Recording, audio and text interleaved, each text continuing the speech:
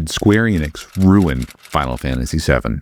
You know, whenever the topic of Final Fantasy VII comes up, it doesn't take long before somebody mentions Remake or Rebirth, and that's usually where things get heated. Let's take, for example, this comment here. This implies that I'm not a real gamer because I enjoy Final Fantasy VII Rebirth, or maybe just Final Fantasy VII in general. And this reminded me that there's so much discourse anytime the remake trilogy is brought up. For some reason or another, people think that these games are ruining the legacy of Final Fantasy VII. So today I wanted to objectively ask, did Square actually ruin Final Fantasy VII? Before we get to that, as always, don't forget to like and subscribe and leave your thoughts down below in the comment section. I would love to know from you. Do you think that Square is ruining Final Fantasy VII by putting out this remake trilogy?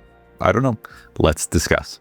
Okay, so to understand why the debate of is Final Fantasy VII getting ruined by the remake and rebirth and all that kind of stuff, we got to go back to 1997. Final Fantasy VII wasn't just any other RPG release. It was like a cultural moment. It was the game that put JRPGs on the map in the West for the most part. I mean, selling millions of copies and showing that games could really tell emotionally powerful stories. Cloud, Sephiroth, Aerith, these names just aren't video game names anymore. They're pop culture icons. The original game told a story that felt epic in scope, but also very deeply personal. And because it was the first 3D Final Fantasy, it left an unforgettable impression on players who were really seeing that kind of cinematic storytelling for the very first time, including me. I mean, this is something that I made a whole entire video on a couple of weeks ago, covering this very topic, how Final Fantasy VII changed my life. Go check that video out if you haven't seen it yet. So when people talk about Final Fantasy VII, they're not just talking about a game, they're talking about childhood memories, about the first time they felt that a video game could break their heart, how they could maybe see themselves through the lens of these main characters, and really about a moment in gaming history that can never really be replicated. In other words, Final Fantasy VII wasn't just a success, it became sacred to many. And that's where the danger comes in, because when something is so sacred to so many people, any attempt to redo anything is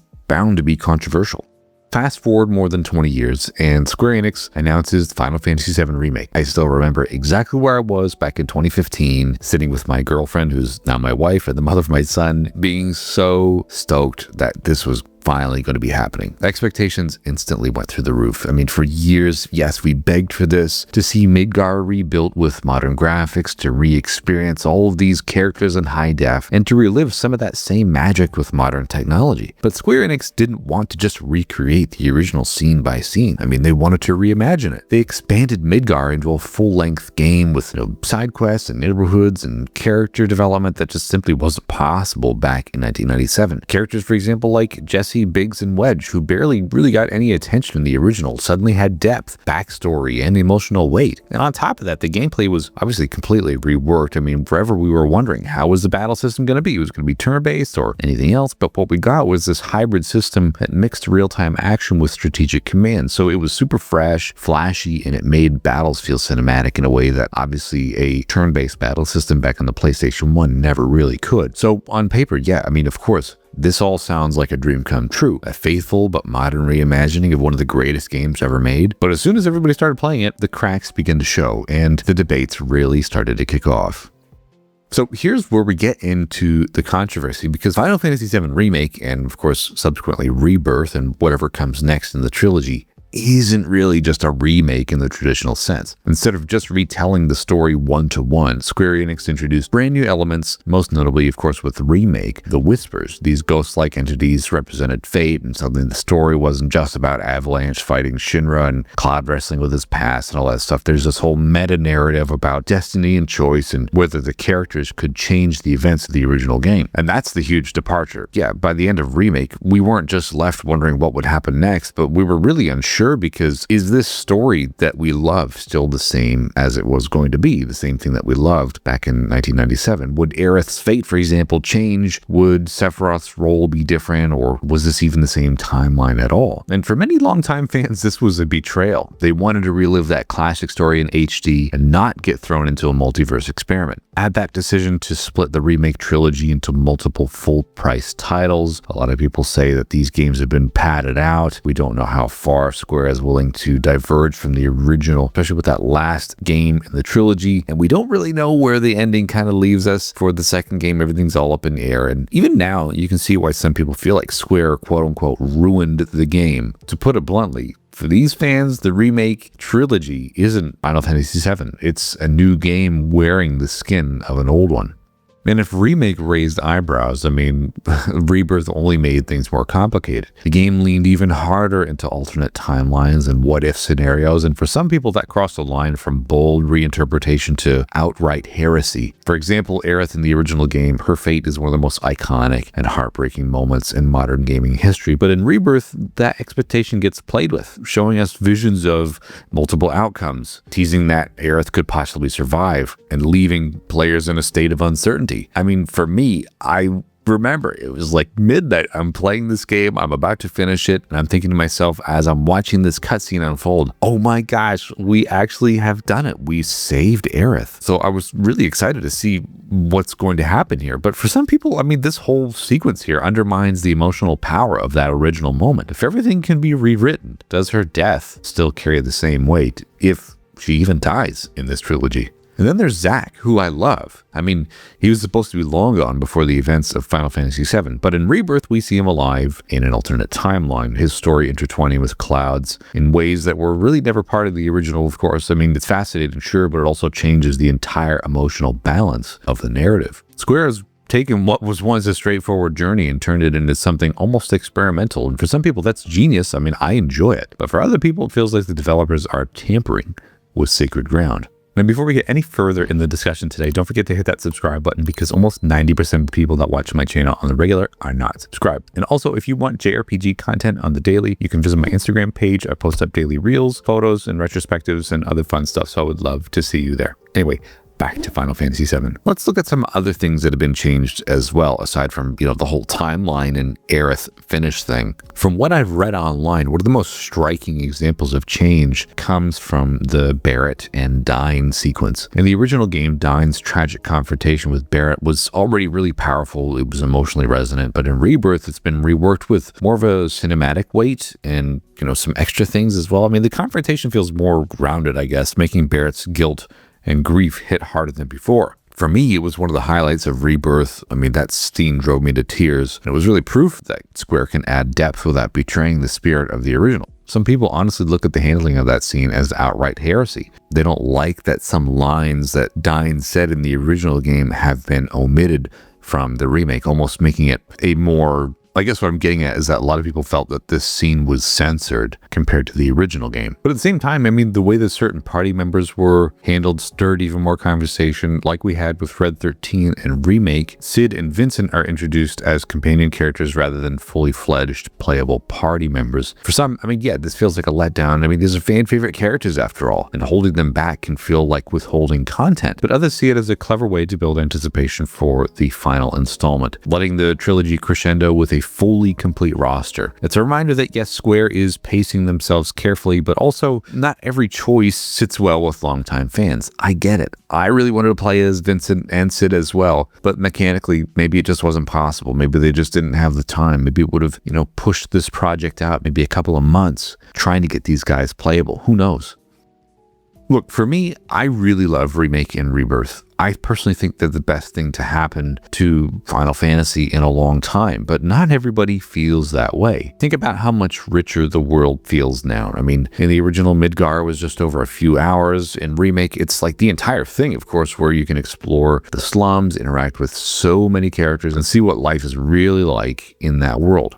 I mean, Jesse goes from a throwaway character to someone players actually mourn or maybe even fall in love with, depending on who you are. And even Sephiroth shows up a lot earlier, weaving his presence into the story in ways that make him feel like a looming threat from the very start. And gameplay-wise, I mean, this combat system is incredibly celebrated. It's one of my favorite things about this whole trilogy. It manages to capture the spirit of the turn-based, strategy while still delivering fast-paced action that feels right at home in a modern AAA JRPG. And for many, yeah, look, it's the best Final Fantasy battle system yet, and I would pretty much almost agree with you. And then there's the boldness of the story changes. So yeah, some fans see the Whisper and multiverse angle not as betrayal, but creative ways to both honor the original and surprise longtime fans. It's like, Square is really saying, look, we know you love this story. We're not just going to play the original thing that you know. We're going to give you something new. Look, I really like that. And for me, it's not ruining Final Fantasy VII in any way. It's really keeping it alive in a new and fresh way without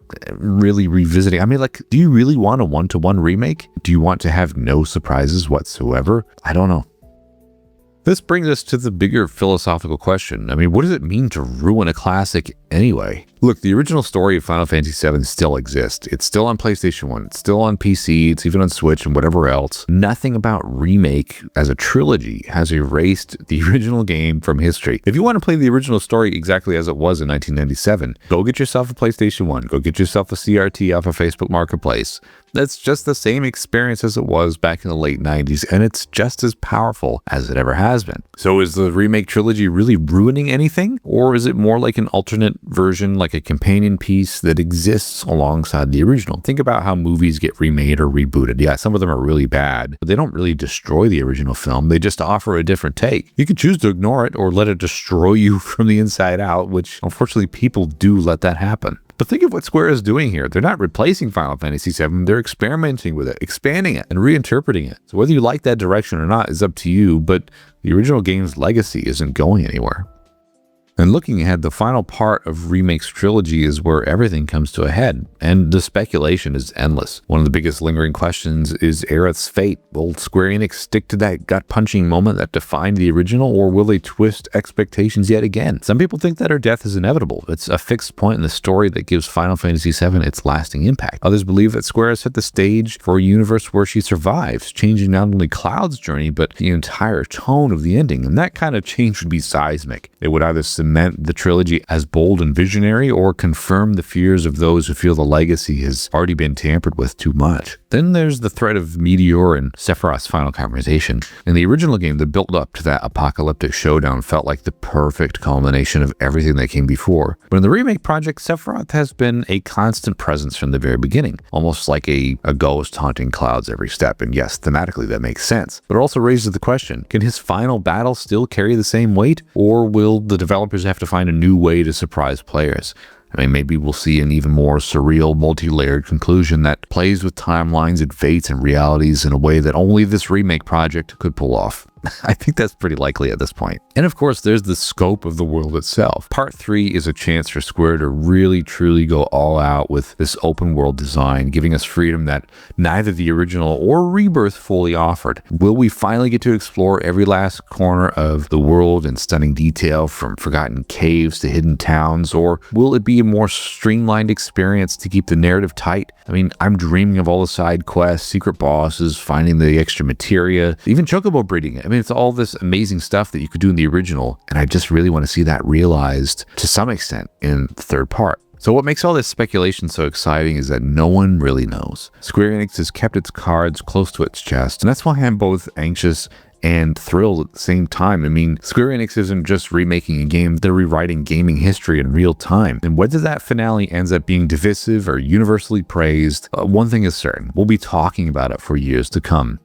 So, in conclusion, did Square Enix ruin Final Fantasy VII? No way! Honestly, I think what they've done is risky. It's messy sometimes, and sometimes it is a little frustrating, but it's also incredibly ambitious and exciting. Remake and Rebirth may not give us the exact same story we grew up with, but that's the point. The original game is untouchable, and nothing can take away its place in history. But these new games let us experience that world in a unique, new, and fresh way, with surprises, twists, and modern gameplay that keeps the story alive for a whole new generation. And at the end of the day, whether you think Square ruined or saved Final Fantasy probably depends on what you wanted out of these games. If you wanted a one-to-one recreation, then yeah, of course, these probably aren't for you. So I would say buy the game on Steam and use the Seventh Heaven modding program to basically re-energize that original game that you love with a fresh coat of paint. I've done it. I've interviewed the brains behind it. It was a really great eye-opening discussion. But I mean, if you're open to seeing a beloved classic through a new lens, then this trilogy might be some of the most fascinating games, let alone Final Fantasy games ever made. So yeah, Final Fantasy VII ruined with the remake trilogy? Obviously not, in my opinion anyway, but I would love to know your thoughts, so don't forget to leave a comment down below. Also subscribe if you haven't already and support the channel for weekly content. Otherwise, we'll see you again on another video next week. Bye-bye.